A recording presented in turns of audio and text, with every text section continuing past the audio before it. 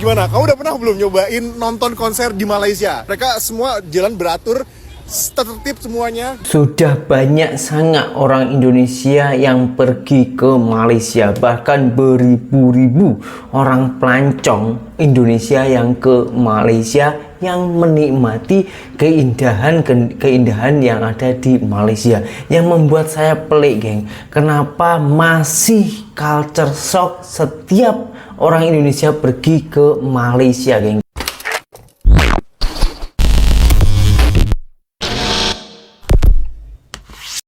Hai, halo geng, assalamualaikum warahmatullahi wabarakatuh. Berjumpa kembali dengan saya Zainal Satori. Sebelum video ini saya mulai, gimana kabarnya kalian semua? Semoga semua yang menonton video ini baik-baik saja, dimurahkan rezekinya, selalu berpikiran yang positif dan dijauhkan dari mara bahaya oleh Tuhan Yang Maha Esa. Bukan hanya 1, 2, 3 orang, geng, orang Indonesia yang pergi ke Malaysia, entah itu bekerja, entah itu melancong, entah itu bersekolah dan lain-lainnya. Banyak sekali, geng.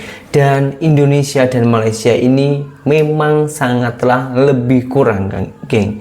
Serupa tapi tak sama dari segi adat, kuliner, lepas itu agama itu memang hampir sama, geng. Tapi kenapa setiap orang Indonesia bila pergi masuk Malaysia itu pasti mengalami culture shock, dan banyak sekali juga orang yang bilang orang Indonesia itu macam iri, geng, dengan di Malaysia. Kenapa? Malaysia yang negara kecil pun boleh buat hal macam itu. Nah, culture shocknya itu apa saja? Jom langsung kita simak saja videonya. Gue udah hampir 3 minggu tiga minggu di Malai. Dan tau nggak yang bikin gue culture shock itu bukan orangnya, bukan juga makanannya, bukan juga apa budayanya. Tebak apa? The culture shock adalah di sini itu coffee shop cuman buka sampai sore. Bahkan ada coffee shop yang buka cuman sampai jam 4. Kebanyakan tuh jam 5, jam setengah 6 gitu. Kemarin gue sempat ke salah satu coffee shop. Gue baru masuk kayak jam 3-an gitu. Terus udah duduk kan, mau udah pesen dong, karena gue nggak ngecek tuh dia bukanya sampai jam berapa gitu kan. Pas gue baru 15 menit, waitressnya tiba-tiba bilang kayak, sorry, we are closing soon because open time is only until 4 PM. Terus gue kayak, hah? Kaget gitu loh. Jadi di sini tuh coffee shop mereka bukanya tuh sama kayak working hours. Meanwhile di Indo kan kayak banyak coffee shop yang berlomba-lomba buka sampai pagi kan, karena ya culture kita tuh abis kerja nongkrong dulu. Nah, gue nggak tahu sih budaya di sini tuh apakah tidak sama gitu ya.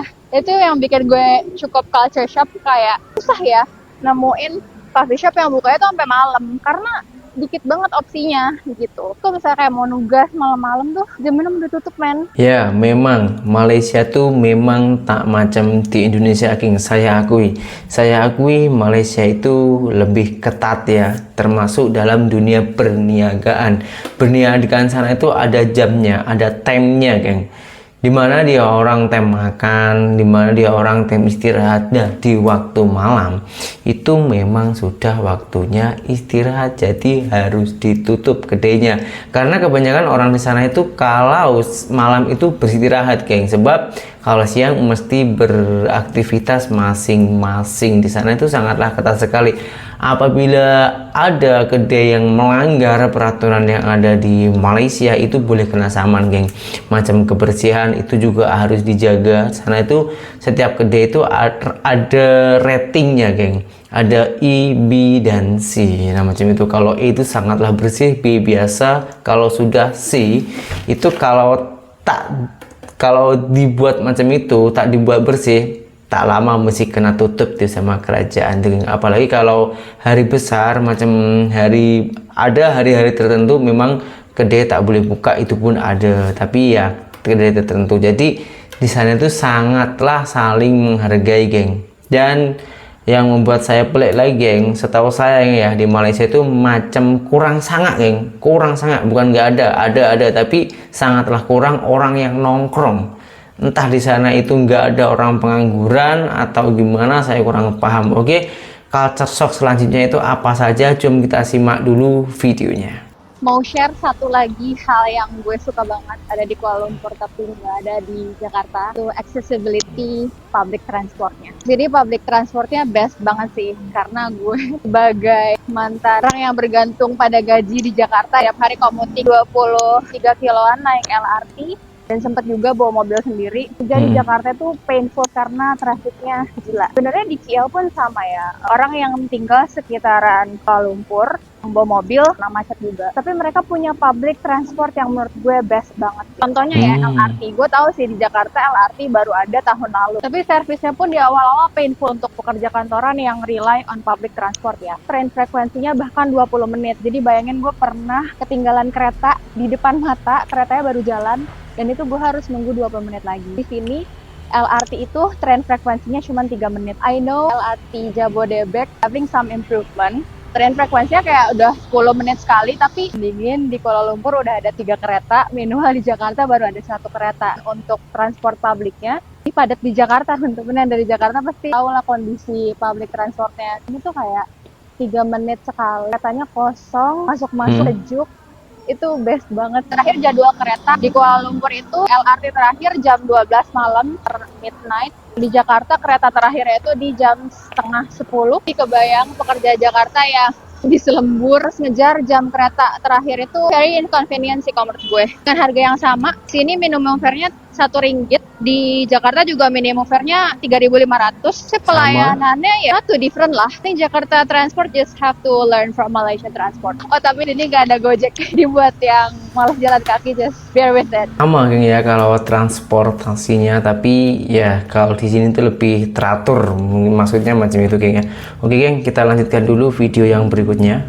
Another culture shock setelah gue nyampe Kuala Lumpur adalah di sini kita masih bisa berhemat untuk spend jajan di mall kurang dari 50.000 atau setara 15 ringgit Malaysia. Kalau di Jakarta kan di mall udah nggak berharga ya, uang 50.000 gitu. Bahkan sekali makan itu kayaknya di 60 ribuan ke atas plus tax dan service. Nah kalau di sini udah bisa beli makanan enak seharga 10 ringgit aja atau setara 35.000. Jom, gue mau spill tempatnya. 35.000. Nah, buat ke tempatnya ini kita harus naik monorail ke stasiun Medan Tuanku karena mallnya itu sambung sama stasiun Medan Tuanku. Nama mallnya Kuil City Mall. Jadi nanti restonya itu ada di bawah deket NSK Grocer. Tinggal turun ke lantai LG, terus nanti ketemu Mishe. Belok deh ke kanan, nanti ada namanya Cafe Rumah. Di sini mereka jual nasi lemak ayam goreng harganya 8 ringgit dan ada laksa juga dan ada sate-satean harganya 2,5 ringgit. Juga ada pau-pau gitu. Nah di sini tuh kayaknya banyak anak mahasiswa juga deh karena lokasinya deket sama UniKL dan ini gue makan 11 ringgit itu sekitar 38.500 rupiah. Base-nya tinggal di Malaysia adalah harga makanan di sini kayaknya lebih murah ya dibanding di Indonesia. Terus juga porsinya tuh gede banget. Nasi lemak ayam gorengnya Cafe Rumah ini menurut gue udah cukup mewakili nasi lemak yang legit, enak, terus juga affordable karena di Indonesia mana bisa jajan di bawah 50.000 udah dapet paket komplit ini. Menurut gue ini recommended buat teman-teman yang mau liburan ke Kuala Lumpur dan nyobain nasi lemak di dalam mall yang enak dan affordable. Semakin lama geng, semakin lama saya semakin rindu dengan Malaysia setelah saya tengok nasi lemak itu geng. Karena nasi lemak itu adalah makanan favorit saya di saat saya itu masih bekerja di sana geng. Dan harganya itu sangatlah merakyat.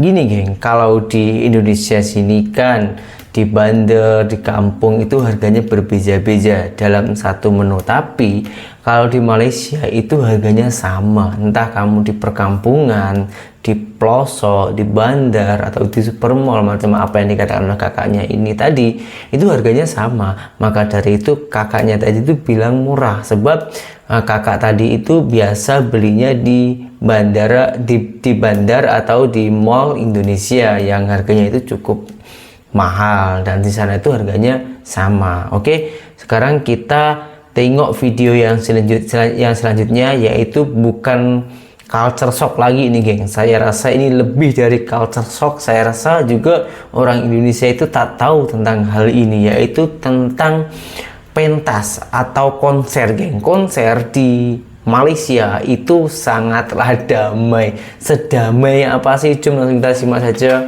videonya. Buat kamu yang belum tahu, aku baru aja nonton konser di Perak, tepatnya di Lenggong. Ini konsernya unik guys, karena semua orang duduk di depan panggung. Gak ada yang jingkrak-jingkrakan, gak ada yang loncat-loncat, gak ada yang berdiri. Bahkan banyak orang-orang bawa kursi lipat portable masing-masing. Ini tuh bener-bener kayak chillin banget gitu loh, kayak santai, santuy gitu. Konser ini tadi artisnya adalah Dato' Awi, itu ada di acaranya PAC, Perak Agrotourism Carnival. Wah, ini seru banget sih. Bener-bener semua orang duduk rapi dan tadi dijagai sama Rela. Rela itu ibaratnya kayak relawan gitu yang ngejagain konser ini. Ini mereka semua baru pada selesai juga dan mereka semua jalan beratur tertib semuanya dan bener-bener kayak tadi lagu yang dibawakan itu bener-bener lagu yang ada lagu popnya, ada lagu rocknya, semua santai, cihuy, chillin di depan panggung gitu. Gimana? Kamu udah pernah belum nyobain nonton konser di Malaysia? Ini tepatnya aku di Lenggong, Perak, Malaysia. Semoga bermanfaat.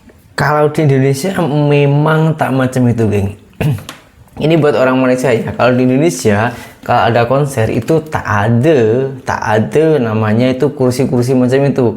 Kalau gate itu ada. Gate pun kadang-kadang kena roboh sebab orang Indonesia itu suka berjoget-joget bersama. Saking asiknya, saking apa ya, saking senengnya itu joget-joget ada yang berpanggul-panggulan di sini, geng. Kalau orang Indonesia itu ada sebagian lah yang gaduh, mungkin entah salah paham ke apa gitu. Tapi kalau di Malaysia itu benar-benar mengamati, menikmati musik-musik yang telah disajikan. Saya pun salut dengan Malaysia. Macam mana boleh orang sebanyak itu boleh beratur macam itu ya. Atau mungkin ini memang sudah ajaran dari nenek moyang dulu, jadi sudah macam nggak ada orang yang degil gitu, geng. Oke, video selanjutnya yaitu tentang pengisian minyak. Pengisian minyak di Indonesia itu namanya pengisian bensin, geng. Kalau di Malaysia itu Shell, Petronas. Kalau di Malaysia kalau di Malaysia itu namanya Petronas ataupun Shell, tapi kalau di Indonesia itu namanya Pertamina. Nah, ini orang Indonesia juga, geng. Orang Indonesia itu shock setelah ke Malaysia dan pertama kali mengisi minyak atau bensin, dan dia orang itu cakap Malaysia itu keren, canggih katanya. Nah, videonya itu macam mana? Cuma langsung kita simak saja. Canggihnya Malaysia, guys. Masa isi bensin kita pergi bayar dulu, guys, di di konternya, guys, baru kita isi, guys. Katanya nggak boleh langsung bayar sama orangnya. Keren betul. Kalau di Indonesia mana ada kita langsung bayar sama orangnya, guys. Ih, mantap betul loh Malaysia, guys. Nah, liatin nah, guys. Kayak gini, guys, isinya, guys. Nah, mantap betul, guys. Guys, canggih betul, guys. Nah, liatin Malaysia canggih betul daripada Indonesia, guys. Tuh, kalau di Indonesia mana ada cara belinya begitu. Kalau ini aneh-aneh juga, tapi bagus kayak gitu. Kalau begitu bayar dulu baru kita isi selfie slab isi sendiri katanya. Di sini juga murah-murah juga bensinnya. Kalau di Indonesia itu mahal betul bensinnya. Kalau di Malaysia murah-murah bensinnya. Iya betul, kalau masalah harga bensin atau Petronas ya 9.292 itu kalau di Malaysia itu hanya 2 ringgit lebih saja, geng. Itu sekitaran 6.000 rupiah. Kalau kalau di Malaysia, geng. Kalau di Indonesia itu harganya itu 13.000 rupiah, sekitaran berapa ringgit ya, 3 ringgit, 4 ringgitan, 4 ringgit, geng, sekitar 4 ringgit. Dan kalau soal masalah bayar sendiri itu di Malaysia memang macam itu. Nah, buat orang yang belum tahu, orang Malaysia nih ya, yang belum tahu, yang masih teringin di Indonesia itu cara pengisian minyaknya itu macam mana, oke, saya tunjukkan videonya kepada orang semua.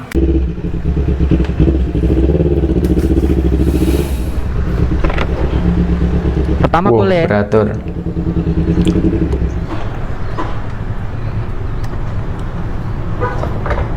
Mak pulau ya. Sebanyak-banyak ya jadilah.